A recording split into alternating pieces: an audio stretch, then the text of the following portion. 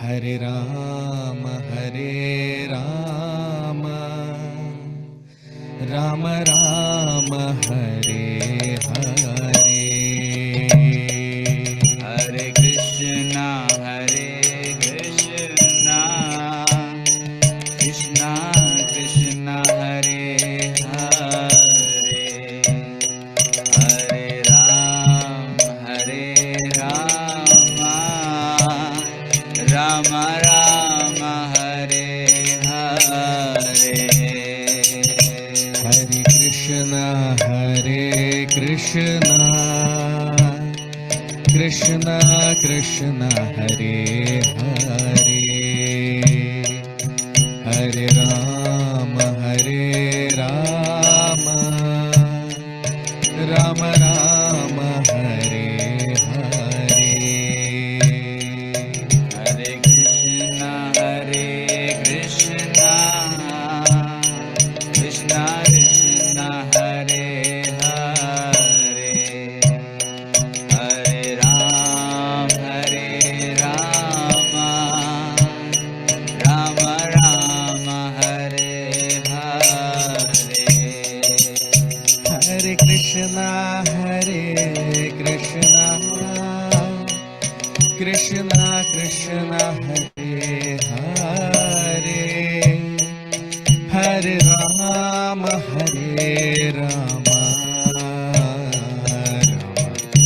Rama Rama, Hare Hare. Hare Krishna, Krishna Krishna, Hare Hare. Hare Rama, Rama Rama, Hare Hare. Hare Krishna, Krishna Hare Hare. Hare Rama,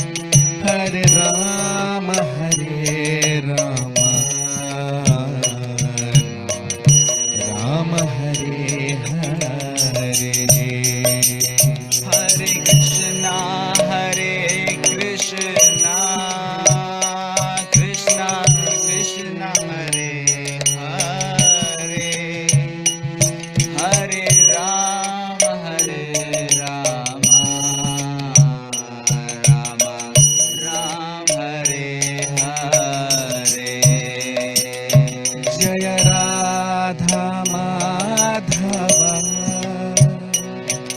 Jaya Kunja Vihari, Jaya Gopi Janvallabha, Jaya Girivardhari. Jaya Radha Madhava,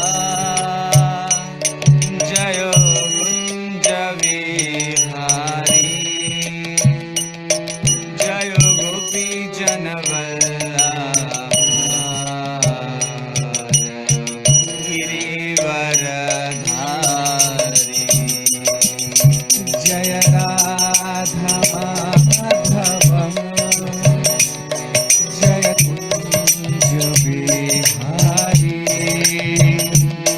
Jaya Gopi Janvallabha, Jaya Girivardhari. Jaya Radha Madhava, Jaya Kunja Vihari, Jaya Gopi Janvallabha, Jaya Girivardhari. Hare Krishna, Krishna Krishna, Hare Hare. Hare Rama, Rama Rama Rama, Hare Hare. Hare Krishna, Krishna Krishna, Hare Hare. Hare Rama, Rama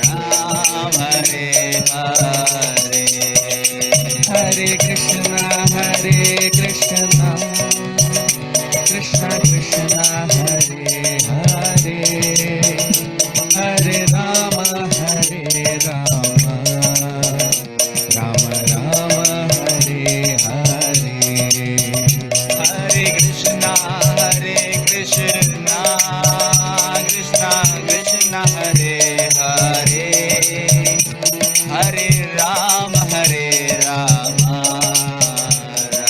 Rama Hare Hare Hare Krishna Krishna Krishna Hare Hare Hare Rama Rama Hare Hare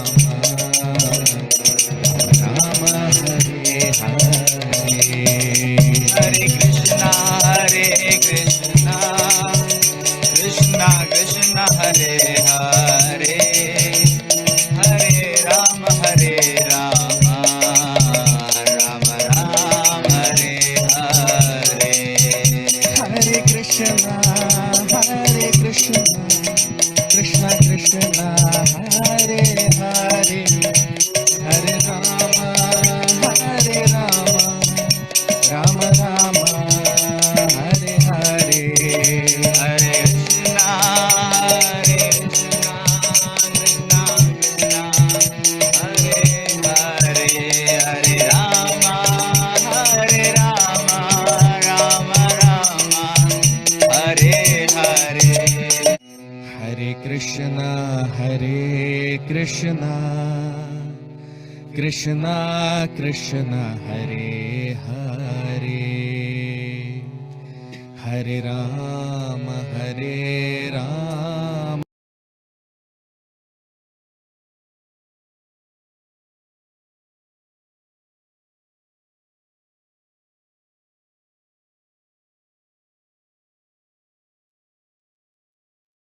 Krishna.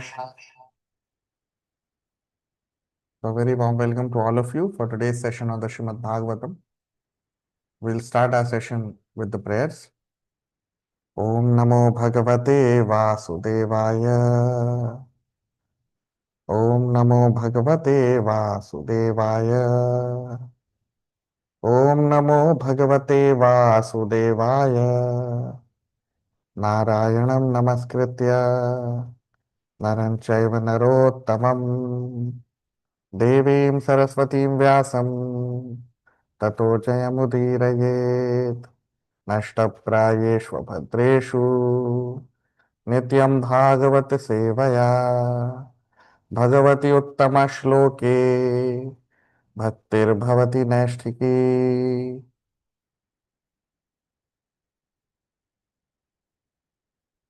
So we discussed in our previous session Bhagwan Kapil. He talks about the Ashtanga Yoga process, and Bhagwan Kapil, he mentions that how a devotee should fully control his senses, because yoga indriya samyama, the purpose of yoga is to restrain the senses from sense objects and engage the senses in the service of Krishna.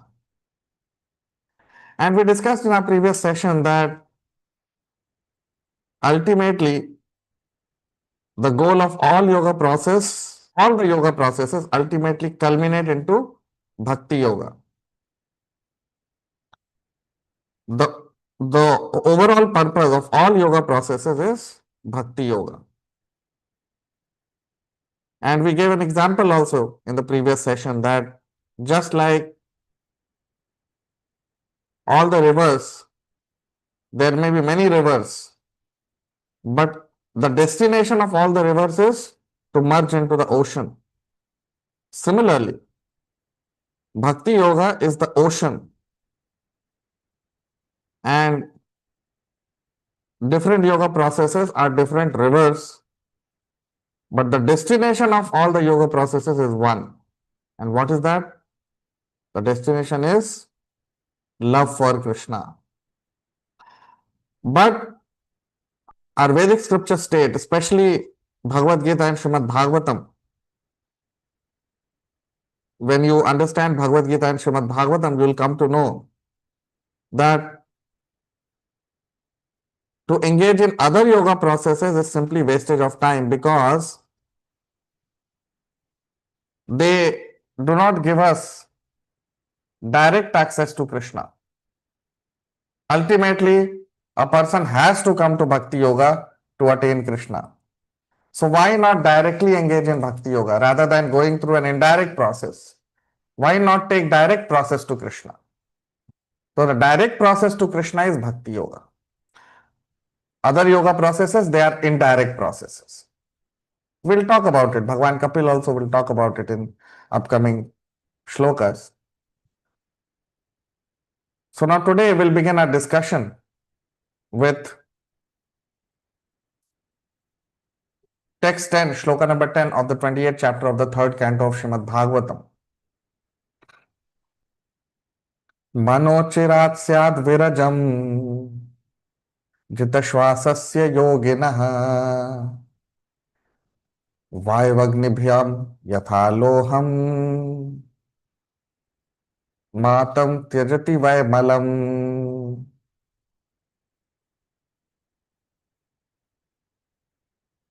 मनोचिरात् स्याद् विरजम् जितश्वासस्य योगिनः वायवग्निभ्यां यथा लोहम् मातं त्यजति वैमलम्. Translation: the yogis who practice such breathing exercises are very soon freed from all mental disturbances. Just as gold, when put into fire and fanned with air, becomes free from all impurities.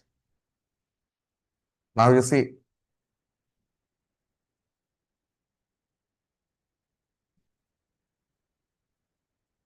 so we have discussed in our previous sessions also that Ashtanga Yoga process, one of the stages or one of the steps of Ashtanga Yoga process is the process of pranayama. Okay. So what is pranayama? So pranayama means pranayama, basically the process of engaging our breathing, or you can say breathing exercises which are conducive to control the life air within the body.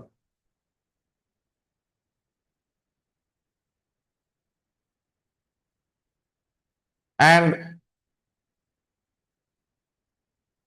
because this life air is the vital function of our body. So to purify the life air in the body, there is a process of pranayama. Pran means pranvayu. Pranvayu means life air. The air which is the functioning, the most important air within our body, which is responsible for maintaining life. So to regulate that life air or to purify that life air, there is a process called pranayama. So pranayama is basically breathing exercise, or you can say it is kind of special breathing process which the yogis, the devotees, they follow to regulate the life air within the body. So here in this shloka, Bhagwan Kapil, that's what he is saying, that mano achirat syad virajam. Man means the mind. So mano achirat, achirat means very quickly. Chir means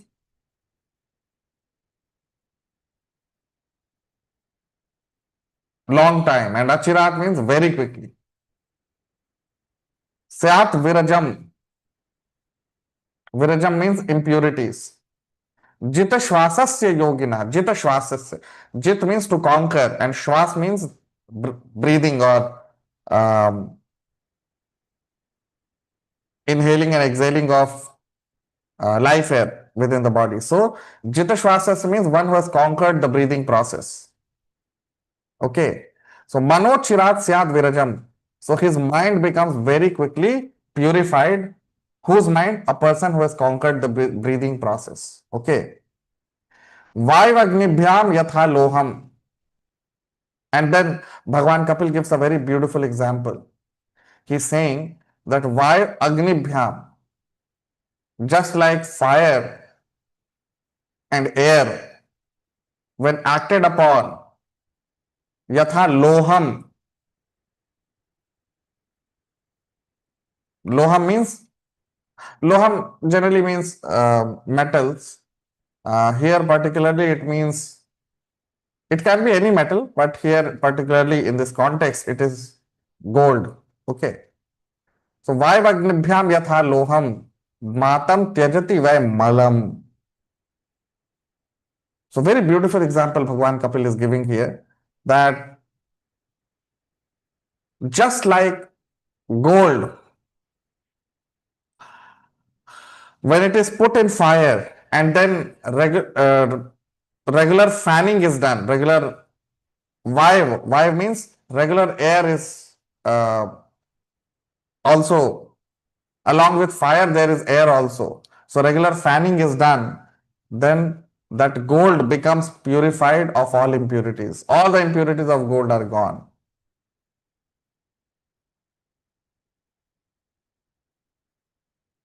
So if you place a gold in fire and keep fanning that fire, so that gold becomes purified. All the impurities from that gold are destroyed. That means all impurities are gone and gold becomes pure.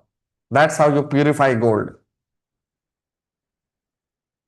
So Bhagwan Kapil is saying, similarly, a person who practices this breathing process, his mind becomes purified very quickly.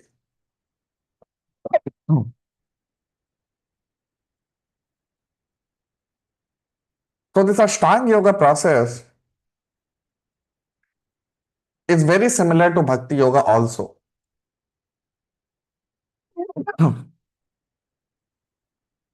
Bhakti Yoga goes little higher because after in Ashtanga Yoga, the final stage is Samadhi. Now that Samadhi is not the end of Bhakti Yoga. From Samadhi, actually, Prema Bhakti starts. The loving devotional service to Krishna begins. And in Prema also there are different stages. Okay. So Bhakti Yoga goes way higher. But the 8 stages of Ashtanga Yoga also are present in Bhakti Yoga. If you nicely analyze, the 8 stages of Ashtanga Yoga we practice in Bhakti Yoga also. We are all practicing Ashtanga Yoga in Bhakti Yoga. So Yam and Niyam, these are the first 2 stages. Yam and Niyam. Yam means to accept some things and Niyam means to reject certain things. Okay. So Yam and Niyam means do's and do nots. So we accept few things which are favorable and we reject some certain things which are unfavorable. So that we practice in Bhakti also. In Bhakti also we give up intoxicants, we give up all the wrong things and we accept certain things, like we start to eat Krishna Prasadam, isn't it? So we accept certain things and we reject certain things. So Yam and Niyam is present, okay, in Bhakti. Then Asan, to situate ourselves at Asan means to go to a forest and sit in a secluded place. But in Bhakti Yoga, we go even higher. Because to sit in a forest in a secluded place is mode of goodness. But in Bhakti Yoga, a devotee, he stays in a temple or an ashram or in a dham like Vrindavan. Right? So that is even higher, to live in a dham like Vrindavan or to live in a temple, to live in an ashram and to practice Bhakti Yoga in a temple. That is much, much higher than staying in a forest. Because forest is Sattva Guna. But to stay in a temple is to transcend Sattva Guna, to even transcend the mode of goodness. Temple is Vishuddha Sattva. It is transcendental, beyond the mode of goodness. Okay.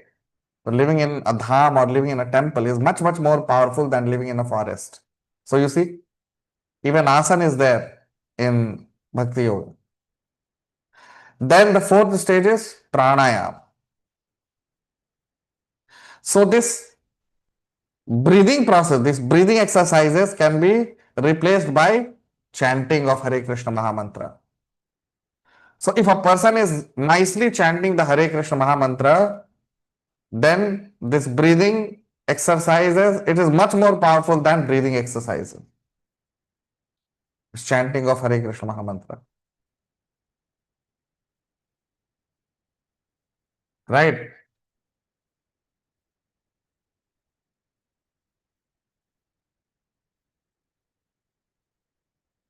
Okay. So the process of pranayam can be replaced by chanting in Bhakti Yoga. So the effect that a person has on has because of pranayam, much higher effect is present by chanting the Hare Krishna Mahamantra. Because the function is the same. Chaitanya Mahaprabhu says, what is the purpose of Hare Krishna Mahamantra?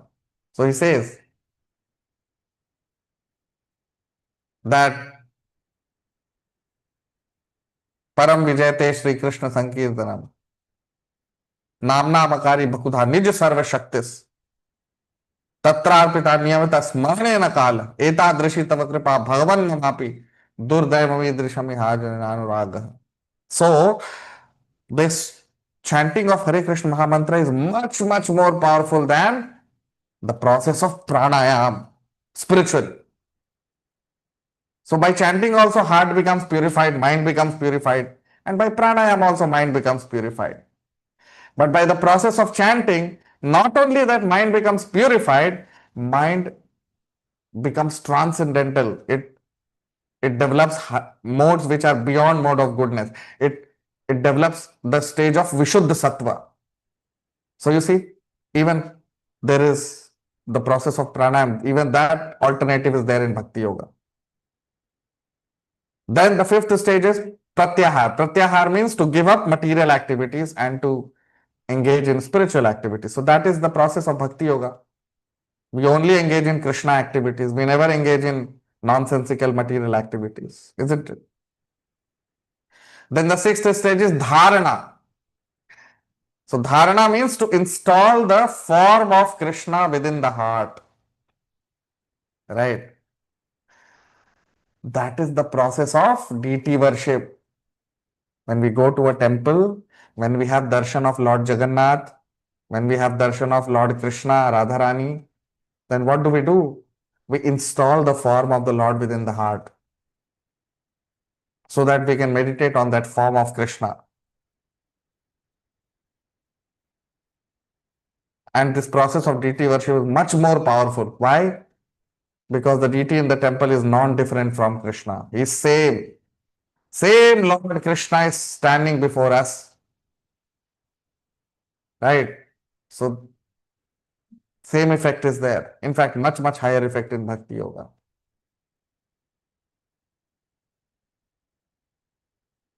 Then the seventh stage is Dhyan. Dhyan means to meditate on the Lord within the heart. So when we chant Hare Krishna Mahamantra and we hear each and every word, hearing means to listen carefully what we are chanting. Hare Krishna, Krishna Krishna, Hare Hare, Hare Ram, Ram Ram, Hare Hare, Hare Krishna, Krishna Krishna, Hare Hare, Hare Ram, Ram Hare Hare. So when we chant Hare Krishna Mahamantra and we hear each and every word, that is dhyan. Not only that, the whole process of Bhakti Yoga is dhyan, because whatever we are doing, we are constantly in meditation on Krishna. We are cooking for Krishna. We are going out for Krishna. We are preaching the glories of Krishna. Whatever a devotee is doing, everything is doing only for Krishna. Just like a mother, because of her love for the child, she is always thinking of the child, whatever she may be doing, but she is always meditating on the child. Similarly, a devotee, because of his love for Krishna, he is always constantly meditating on Krishna. So dhyan is already achieved. It is a byproduct of Bhakti Yoga, dhyan. Dhyan is byproduct of love for Krishna. And in the eighth stage is samadhi. So samadhi means full absorption in Krishna. But that is already achieved by a devotee because of his love for Krishna. Love is much higher than samadhi. So you see, so all the stages of Ashtanga Yoga, they actually have their original activity in Bhakti Yoga. So why to opt for this tough process or difficult process? An intelligent person will always opt for Bhakti Yoga rather than Ashtanga Yoga, because Ashtanga Yoga is very tough to perform. In this age of Kali Yoga, it's almost impossible for anyone. And result is also not certain. If a person falls down at the stage of Pratyahar, till Pratyahar there is no Krishna in picture. In Ashtanga Yoga, you see Yam, Niyam, Asan, Pranayam, Pratyahar, there is no Krishna. So if a person goes till fifth stage Pratyahar and then falls down, there is no benefit because there is no Krishna. But in Bhakti Yoga, from the first day, a devotee is chanting the Hare Krishna mantra and hearing about Krishna from the spiritual master. So there is constant intervention of Krishna. He is always in touch with Krishna. Always.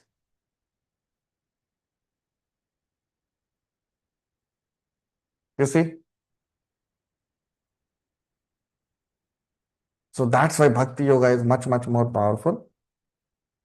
And that is why Chaitanya Mahaprabhu, who is Krishna himself, he appeared to give us this easy and most sublime process of Bhakti Yoga. It is easily performed, but still it is the most sublime process. Now text 11, Shloka number 11.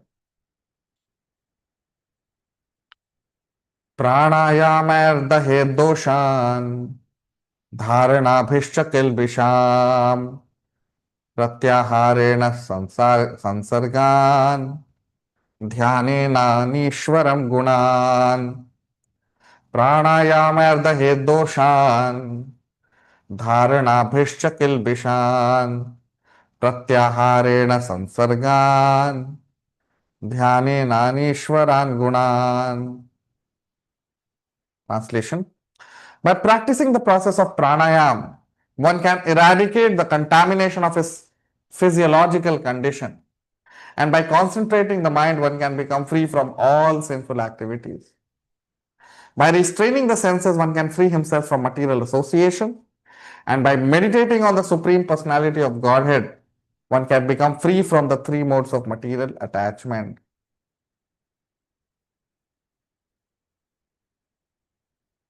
Now you see,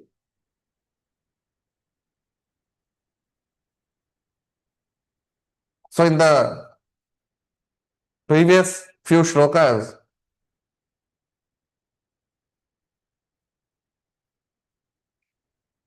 Bhagavan Kapil spoke about the first few processes, Yam, Niyam, Asan. But now here he is talking about the other processes: Pranayam, Dharana, Pratyahar, Dhyan.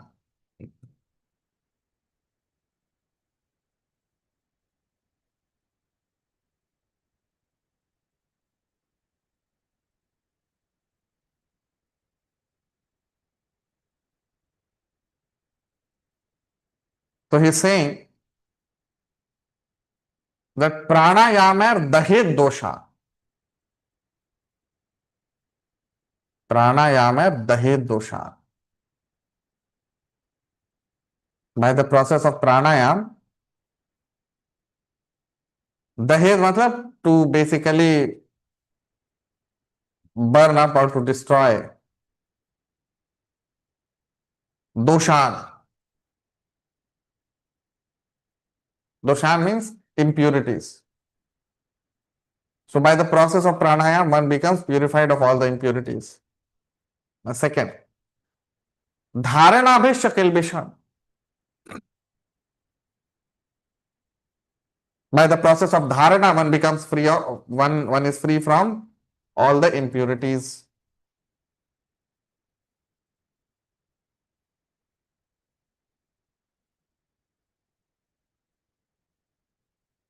So kilbishan means sinful activities.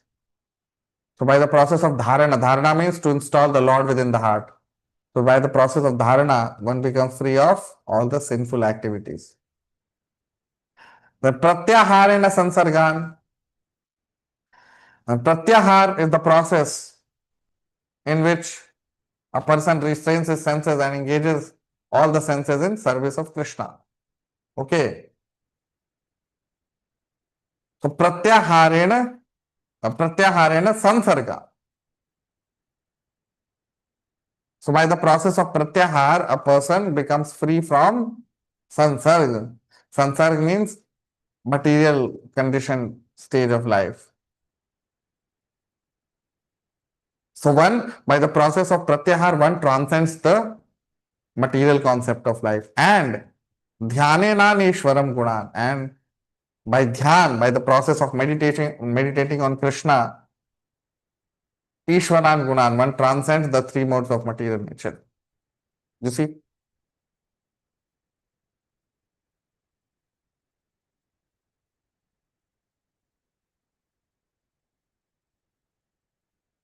So these are all Vedic processes, and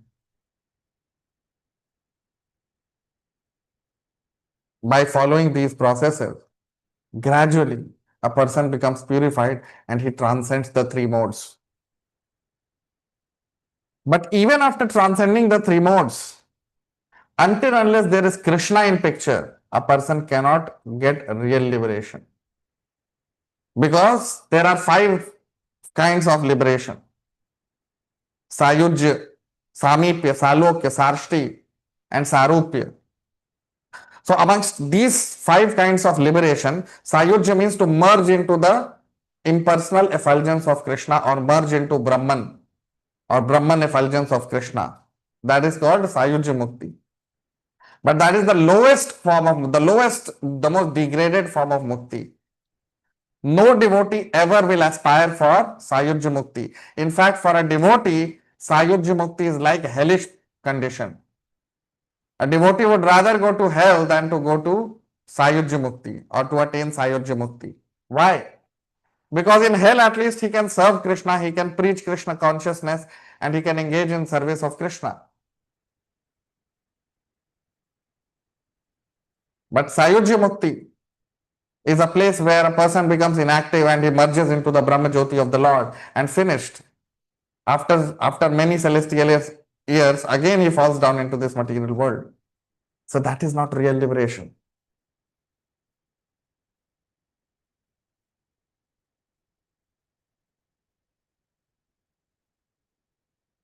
Okay. So until unless Krishna is in picture, a person cannot. So other 4 kinds of liberation, Samipya, Salokya, Sarshti, Sarupya, that is possible only by intervention of Krishna. Only when we love Krishna. So all these processes are good. They help us in purifying ourselves. But the real purificatory activity is Prema Pumartho Mahan, to engage in loving devotional service to Krishna. Because by loving devotional service to Krishna, we develop higher taste, and then lower taste automatically goes away.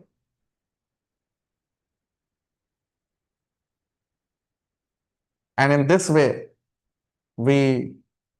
after death, we go back to Krishna, back to the planet of the Lord, which is real liberation.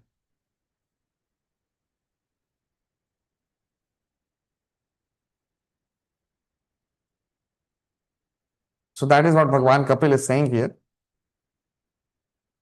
These processes are good because you see, in the end he says, Dhyanena Nishwaran Gunan. You see, at the stage of Dhyan, Krishna comes. Because Dhyanena Ishwaran. So when a person starts meditating on Krishna, then there is intervention of Krishna. But in Bhakti Yoga, from the first step, Yam, from the stage of Yam only, there is intervention of Krishna. From the first day, a person starts to hear Krishna, he starts chanting Krishna, glorifying Krishna. So all that starts from the first day itself. So that is the power, that is the beauty of Bhakti Yoga, which facility is not available in any other yoga process. Now text 12, shloka number 12.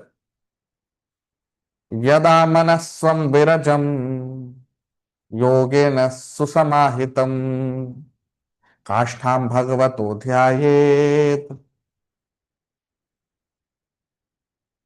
स्वनासाग्रावलोकनः यदा मनस्वं विरजं योगेन सुसमाहितं काष्ठां भगवतो ध्यायेत् स्वनासाग्रावलोकनः. Translation: when the mind is perfectly purified by this practice of yoga, then one should concentrate the tip of the nose with half closed eyes and see the form of the Supreme Personality of Godhead. Now you see, Yada mana swam virajam. Yada mana swam virajam. That means once the mind is purified. Yada means when. Mana swam virajam. Virajam means purification. So once the mind is purified, then yogena samahitam. Then a person who becomes yogena samahitam, when a person becomes purified by following the process of yoga, then what happens? Kashtham bhagavato dhyayet. Kashtham. Kashtham means expansion of Krishna also, and Kashtham also means to meditate on the deity of the Lord within the temple.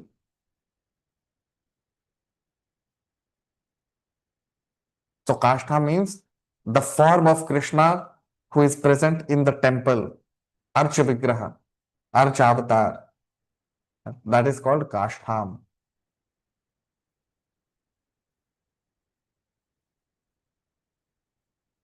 And when it comes to Ashtanga Yoga process, Kashtham means to meditate on Paramatma within the heart. To meditate on Shirodakshai Vishnu who is present within the heart of every living entity. So to meditate on him is the process which is followed by Ashtanga Yoga process. And to meditate directly on Krishna as lover of Krishna, that is the process which is followed in Bhakti Yoga. Very similar, just that Bhakti Yoga is little higher and much more sublime. And then it is mentioned Swanasagra Valokanaha. So a person has to close his eyes, see on the tip of the nose, but ultimately what he has to do? Trip Avalokana. Sorry, Nasagra Avalokana.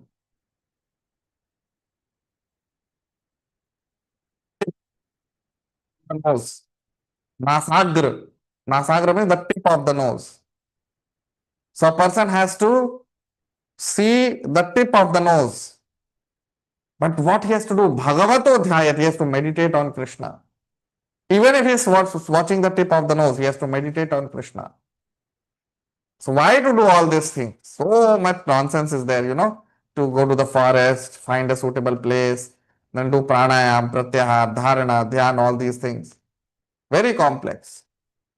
Simply a person needs to surrender to Krishna, chant Hare Krishna Mahamantra, engage in Shravanam and Kirtanam, that's all. He will go back to Krishna. All these yoga processes are meant to ultimately come to Bhakti Yoga. So much of these things are given, but ultimately, what is the goal? The goal is Bhagavato Dhyaya, to meditate on Krishna, who is always present with us within the heart, and he is always eternally present in his abode. To meditate on Krishna in his abode or within the heart. Both are same. There is no difference.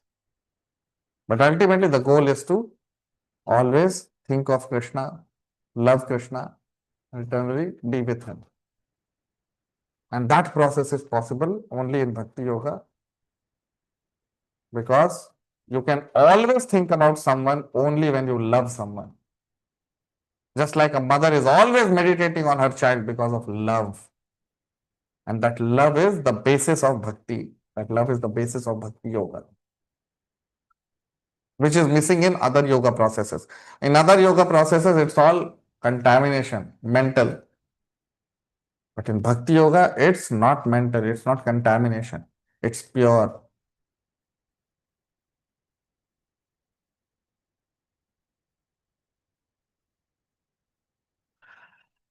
So that is what we are seeing here. Bhagwan Kapil is talking about these yoga processes, and we are seeing the similarity which we have in Bhakti Yoga.